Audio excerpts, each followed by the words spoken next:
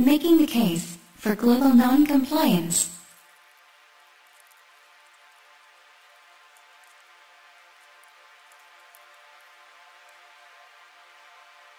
There are direct links between relationships on a one-to-one level and on a mass scale.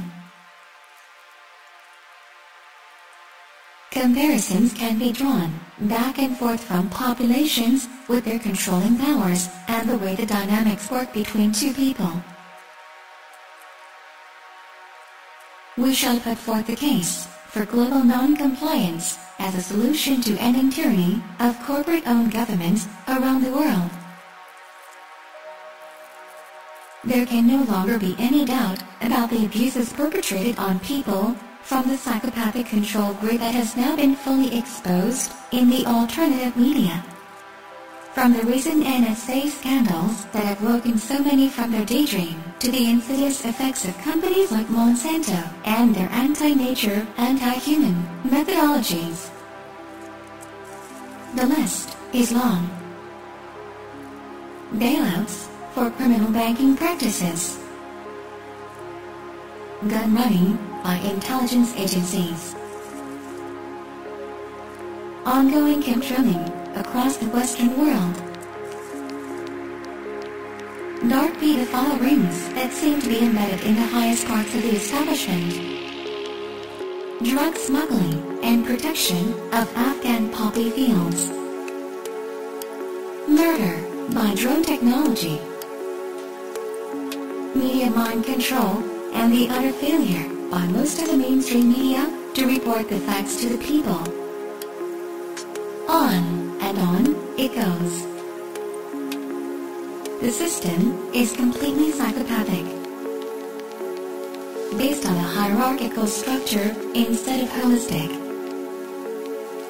compartmentalized instead of unified. This death paradigm is completely unnatural and does not serve the best interests of the people of the world. Rather, it is geared towards benefiting the few at the top and keeping their controlling influence going. All the energy, effort, and money plugged into keeping the masses unaware of this fact only testifies to the fear-based mindset of these criminally insane and murderous leaders and elites, and the precariousness of their hold over the populations that they so despise. They are trying to normalize this psychopathic mindset. This makes it easier for them to hide amongst us, while also allowing vast profits to be made off the backs of the traumatized masses as they struggle to climb the ladder. As a psychopath would study human behavior to blend in and remain undiscovered, so the psychopaths that run this diabolical system do the same. We are studied, researched, and tested on for the purposes of exploitation and control. Who? Why? When? Where? These are important questions, but let's keep it simple, as investigations into all this insanity lead us down many rabbit holes with conflicting opinions and evidence. Let us just agree for now that it is happening. Let us agree that we are in an abusive relationship with these psychopaths, and the solution may lie in how to break free from a relationship with just one. Let's now explore some advice given to victims of abuse in a relationship with a psychopath, and see if we can use the information to extract ourselves from the abusive relationship we are currently in with these corrupt, criminally insane psychopaths that we call our leaders. In victims and survivors of psychopaths, it is pointed out that a process of traumatic bonding happens between the abused person and the abuser.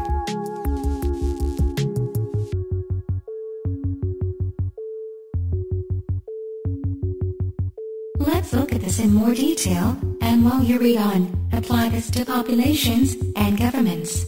even though these examples are talking about the psychology between two people in a relationship. 1.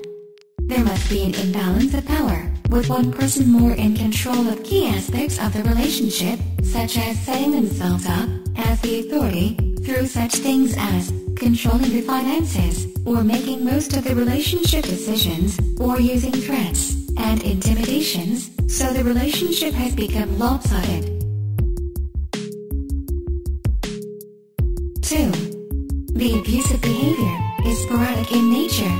It is characterized by intermittent reinforcement, which means there is the alternating of highly intense positives, such as intense kindness or affection, and the negatives of the abusive behavior. 3. The victim engages in denial of the abuse for emotional self-protection. In severe abuse, this can be psychological or physical.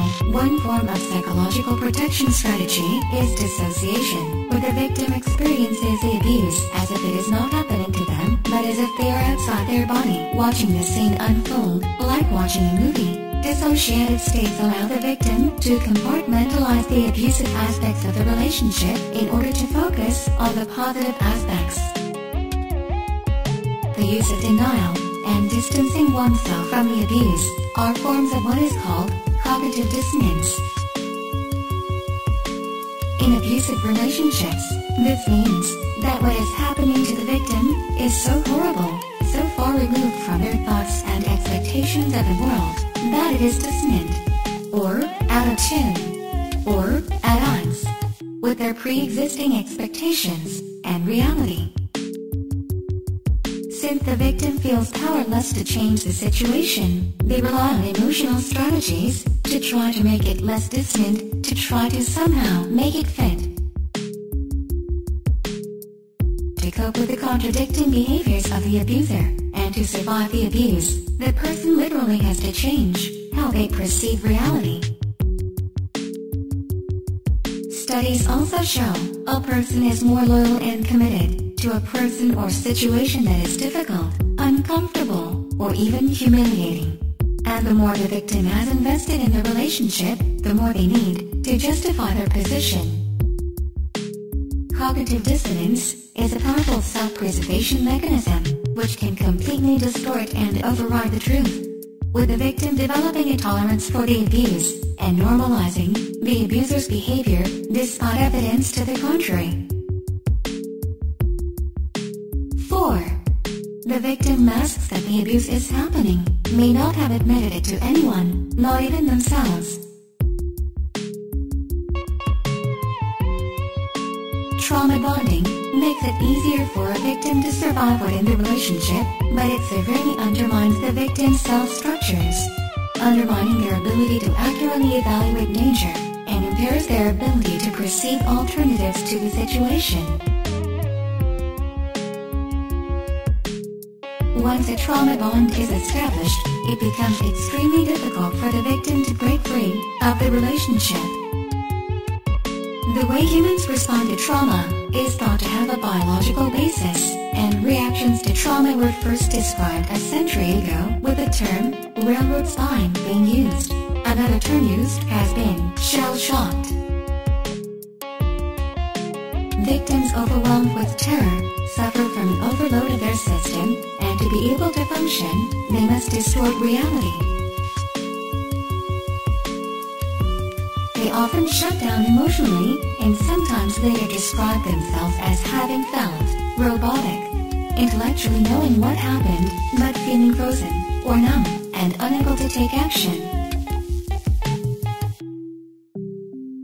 A victim must feel safe and out of survival mode before they will be able to make cognitive changes.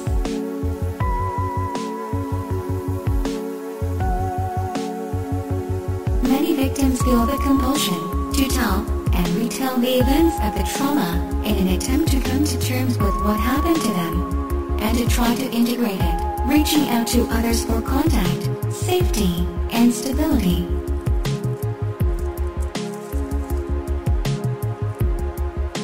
Other victims react in an opposite manner, withdrawing into a shell of self-imposed isolation.